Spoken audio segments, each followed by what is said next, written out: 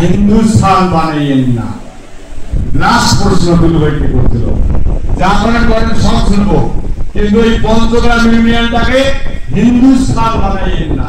তার মানে কি? চারটে হিন্দু ভাই বসাইছে নির্বাচন, পঞ্চমটাতে যেন হিন্দু না বসে। বিশেষ অতিথি হিসাবে উপস্থিত আছেন বাংলাদেশ হিন্দু উত্তর কল্যাণ জেলা শাখার কমিটি গঠনের যিনি শুরুতে আগাম যে উদ্দীপনা নিয়েছিলেন, সুন্দর লালমোহন জেলা 5টি উপজেলা তীরের বেগে ছুটে চলেছে, এই সম্পর্কে শক্তিশালী করবেন। আমরা মনে হয় আমাদের অধিকারগুলো আদায় করতে হবে। একটা কথা বলতে মিস করলাম যে খারাপ মিটিংয়ে আমরা অধিকারগুলো স্থাপন করছি, এটা করতে বাধ্য বলতে গেলে পরে একটি রাজনৈতিক দলের সংগঠন যদি করা যায় তাহলে সেই সংগঠন হয়তো আমাদেরকে বিভিন্নভাবে হেল্প করতে পারবে, সহযোগিতা করতে পারবে।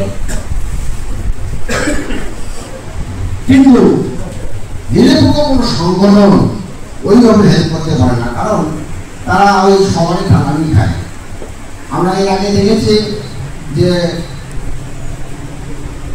হিন্দু বিজ্ঞান ঐক্য পরিষদ এবং পরিষদ এই দুটি সংগঠন নিরপেক্ষ সংগঠন, এটি কোনো রাজনৈতিক সংগঠন নয়, যার কারণে এই সংগঠনটি ইতিপূর্বে যারা সরকারে এসেছেন তারা ব্যবহার করেছে,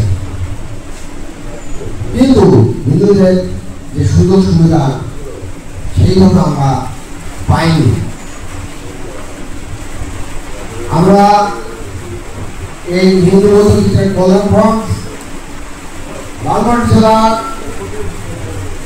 2023 সালে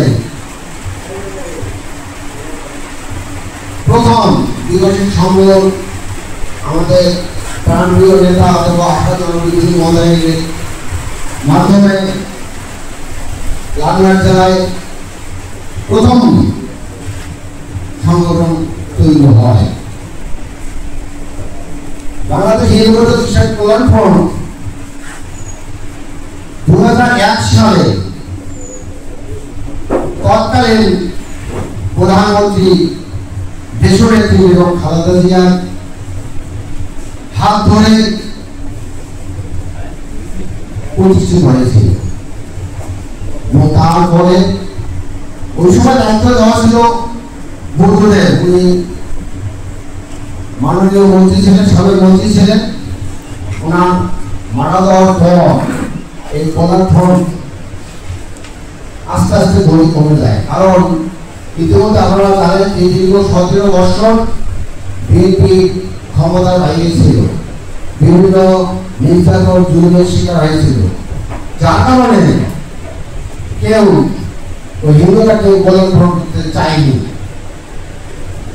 2021 সালে যখন বাংলাদেশের বিভিন্ন জেলায় আমাদের কাছে যে তথ্য আছে 44টি জেলায় হিন্দুদের প্রধান ধর্মীয় উৎসব দুর্গাপূজার সময় এই দুর্গা মন্দিরে এবং হিন্দু ভাইদের বাড়িতে হামলা হয়েছিল, শত শত বাড়ি পুড়িয়ে দিয়েছিল, লুটতরাজ করেছিল এবং অনেক মন্দিরের জমি দখল হয়েছিল, হিন্দুদের জমি দখল হয়েছিল। ওই সময় বিএনপি ভারপ্রাপ্ত চেয়ারম্যান জনাব তারেক রহমান চিন্তা করল যে বাংলাদেশে হিন্দুদের আওয়ামী লীগ সরকারের লোক দিয়ে রাখেন, কিন্তু তাদের তো শেষ করে দিচ্ছে। উনি ওই সময় বিভিন্ন জেলা যেখানে যেখানে নির্যাতন সংগঠিত হয়েছিল ওগুলো তথ্য নিয়েছিলেন, নিরপেক্ষ তদন্ত করে নিয়েছিলেন এবং পরবর্তীতে উনি 2022 সালে এই কল্যাণ ফ্রন্ট পরিপূর্ণতা দিয়েছিলেন এবং সারা বাংলাদেশে এই কল্যাণ ফ্রন্ট বর্তমান রাজনৈতিক সংগঠন হিসেবে এবং প্রচার প্রচারণা চলছে এবং সম্পৃক্ত হয়েছে।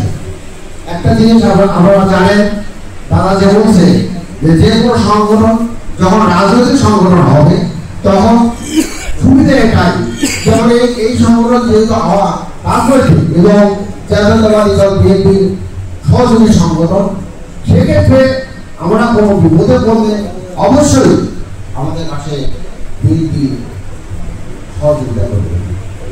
এটা হলো সবচেয়ে বড় কাজ, আমাদের প্রাপ্তি আমাদের।